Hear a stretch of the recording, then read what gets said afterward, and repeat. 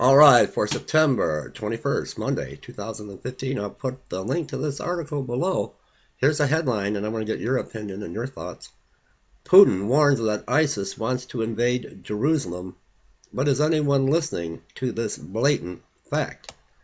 The breaking story this morning from RT shares the dire urgency of a warning from Russian President Vladimir Putin to the entire world. The Islamic State has plans to invade the holy cities of Mecca and Jerusalem, and is now a threat to all of the countries of the European Union as well as to Russia itself.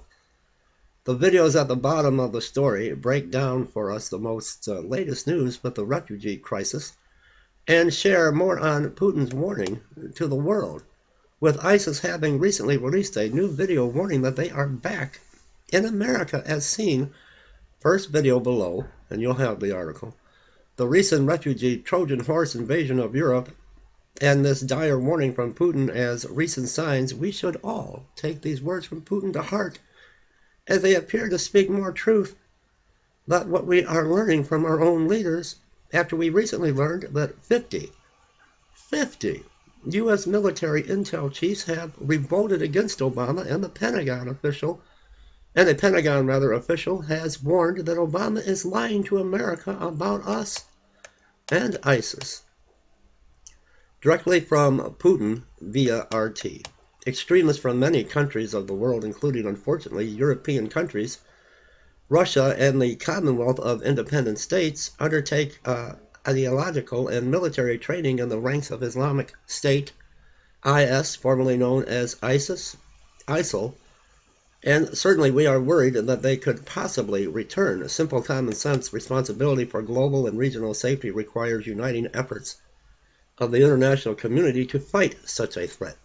It is necessary to set aside geopolitical ambitions, drop so-called double standards, the policy of direct or indirect use of separate terrorist groups for achieving own goals, including removing the governments and regimes.